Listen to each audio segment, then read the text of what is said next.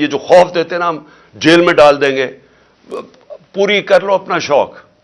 دیکھا جس طرح آج لوگ نکلے ہیں، ساری ہماری لیڈ فرام دا فرنٹ کیا. انہوں نے کہا ہم تیار ہیں جیلوں کے لیے. ہم نے 200 لوگ تیار کیے تھے، ہزاروں لوگ تیار ہو گئے جیلوں میں ڈالنے کے لیے. وہ پشاور سے مجھے کالیں آ رہی ہیں کہ جی 200 کا نہ بتائیں، ہم تیار بیٹھے ہیں. کل لیڈرشپ تیار بیٹھی ہے، ہزاروں لوگ تیار بیٹھے ہیں جیلوں میں جانے کے لیے. پنڈی سے کالیں آ رہی ہیں، ہم تیار بیٹھے ہیں. پاکستان تیار بیٹھا ہے کیونکہ پاکستانی تنگ آ چکے ہیں.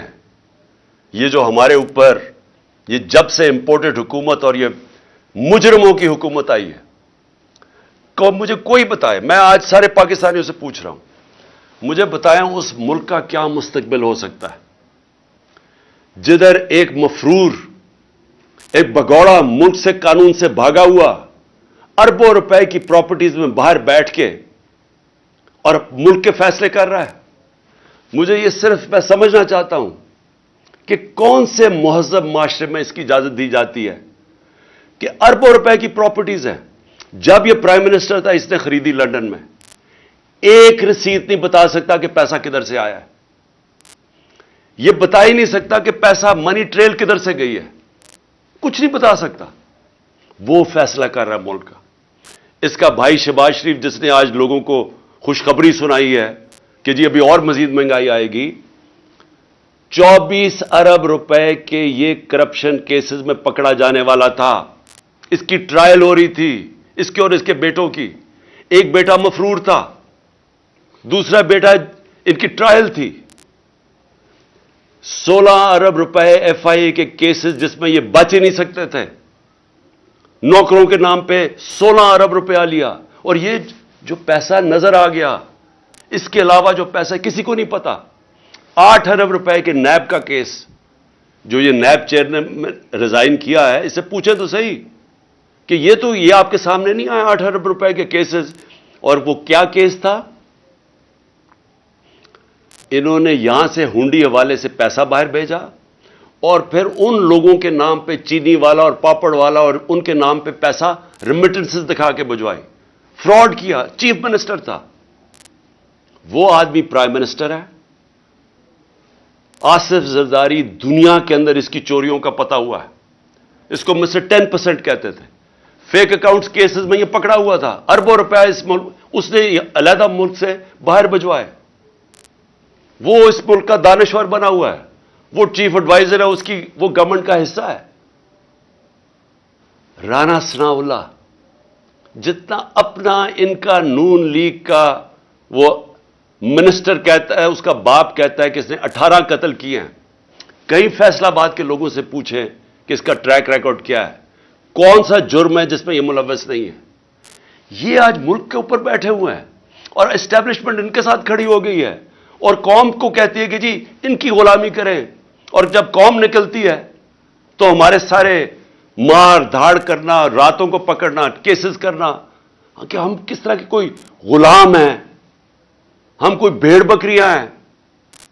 یہ قوم یہ برداشت نہیں کرے گی. اور میں آج وارننگ دینا چاہتا ہوں آپ کو کہ اسی طرح اگر ایک ملک کا جب قانون ہی نہیں رہے گا، جب بنیادی حقوق عوام کے نہیں رہیں گے، جب آئین کی اوپن وائلیشنز ہوں گی. 90 دن کا آئین سٹیٹ کرتا ہے بلیک اینڈ وائٹ. الیکشنز 90 دن کے آگے نہیں جا سکتے. 90 دن کے بعد یہ کیئر ٹیکر نہیں رہ سکتی. پہلے تو شرم کی بات ہے کہ اس بددیانتدار الیکشن کمیشن جو چیف الیکشن کمیشنر ہے، اور انشاءاللہ اس کے اوپر آرٹیکل 6 لگنا چاہیے، وہ چیف الیکشن کمشنر نے جس طرح کی 2 کیئر ٹیکر گورنمنٹ بنائی ہیں. کیئر ٹیکر کا مطلب ہوتا ہے نیوٹرل کیئر ٹیکر. یہ اس طرح ہے کہ یہاں شہباز شریف حکومت کر رہا ہے اور ادھر فضل الرحمان حکومت کر رہا ہے پختونخوا کی. سارے اپنے لوگ بٹھا کے وہ پولیس والے، میں پھر سے کہنا چاہتا ہوں اور میں وہ پولیس والوں کو بتانا چاہتا ہوں جنہوں نے ہمارے اوپر یہاں ظلم کیا تھا 25 مئی کو، انشاءاللہ جو مرضی یہ کر لیں، حکومت تو آنی ہے ہماری.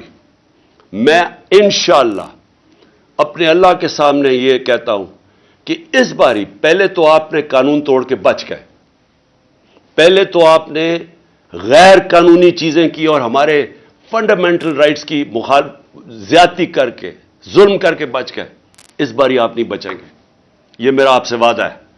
میں زندہ رہا، میں انشاءاللہ انشور کروں گا کہ اس ملک میں جو ظالم ہے، جو بے قصور لوگوں پہ، جو جمہوریت کے اوپر اٹیک کرتا ہے، انشاءاللہ آپ کو ہم قانون کے کٹارے میں کھڑا کریں گے۔ اور میں اپنی ساری قوم کو کہتا ہوں کہ آپ تیاری کریں، اگر انہوں نے 90 دن سے آگے الیکشن کیے تو اس کے بعد ساری قوم کو نکلنا پڑے گا۔ جب تک آپ نکلیں گے نہیں، اس کا مطلب کہ قانون ختم ہو جائے گا 90 دن کے بعد، اس کا مطلب آئین ختم ہو گیا، اس کا مطلب ہمارا معاشرہ ڈکلیئر ہو جائے گا بنانا ریپبلک، اس کا مطلب کہ یہ ثابت ہو جائے گا کہ پاکستان میں صرف جنگل کا قانون ہے۔ اس لیے عوام نے اس ملک کے آئین کی ہے، اور جس طرح کا اٹیک کیا جا رہا ہے پاکستان کے ججز کے اوپر، جس جج سے ان کو لگتا ہے کہ جی ہمارے خلاف فیصلہ دے دے گا، اس کے پیچھے پڑ جاتے ہیں۔ یہ مافیا ہے۔ میں یاد کرانا چاہتا ہوں قوم کو کہ انہوں نے سپریم کورٹ کو حملہ کیا اس کے اوپر ڈنڈوں سے۔ یہ دنیا میں کہیں اس کی مثال نہیں ہے، جمہوریت میں چھوڑے آمریت میں اس کی مثال نہیں ہے کہ ایک سپریم کورٹ پہ حملہ کیا گیا اور ایک دیانتدار چیف جسٹس سجاد علی شاہ اس کو بگایا گیا، اور پھر یہ جو بھی یہ جو تاڑڑ یہ جو ہے کوئی لا منسٹر، اس کا نانا یا دادا جو بھی تھا، اس نے پیسہ چلایا، اس نے بریف کیس چلا کے باقی ججز کو خریدا۔ یہ ہے ان کی تاریخ، یہ ہے وہ مافیاز۔ یہ کبھی بھی آزاد اور مضبوط عدلیہ کو کبھی ٹالریٹ نہیں کریں گے، یہ کبھی قانون کی حکمرانی نہیں ہونے دیں گے، کیونکہ جو لوگ قانون توڑتے ہیں، جنہوں نے کرپشن کرنی ہے، جو پیسہ، جنہوں نے این آر او لینا ہے، وہ کبھی بھی رول آف لا نہیں آنے دیں گے پاکستان میں۔ اس لیے میں اپنی ساری قوم کو آج کہہ رہا ہوں کہ آپ نے تیاری کرنی ہے۔ ہم نے جو جیل بھرو تحریک ہے وہ آغاز ہو گیا لاہور سے۔ میں پھر سے لاہور کے لوگوں کو خاص طور پہ جس طرح وہ نکلے اور انہوں نے سپورٹ کی، میں خراج تحسین پیش کرتا ہوں۔ میں اپنی سینئر لیڈرشپ جس نے خود فیصلہ کیا کہ نہیں ہمارے سے شروع ہوگی گرفتاریاں، میں ان کو بھی خراج تحسین پیش کرتا ہوں۔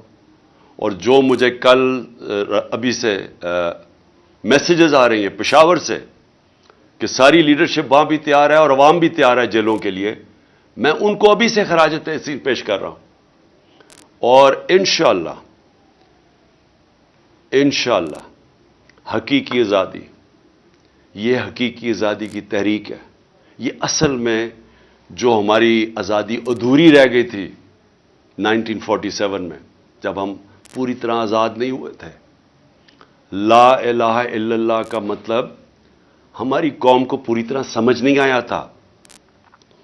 جو بھی لا الہ الا اللہ پڑھتا ہے وہ کبھی کسی قسم کی غلامی نہیں کرتا، اور خاص طور پہ خوف کے بت کی کبھی وہ پوجا نہیں کرتا۔ قرآن کی آیت ہے جو لوگ ایمان لے آئے اللہ ان کے خوف دور کر دیتا ہے۔ اللہ نے آج میں نے دیکھا لوگوں کے خوف دور کر دیے۔ میں نے وہ لوگوں کو جو آج دیکھے سینز، میں اللہ کا جتنا بھی شکر ادا کروں وہ کم ہے، کیونکہ اللہ ہمیں اس حقیقی آزادی کی طرف لے کے جا رہا ہے جو صرف خوف کی وجہ سے ہمیں جس کی وجہ سے غلام رکھا تھا۔ پاکستان زندہ باد۔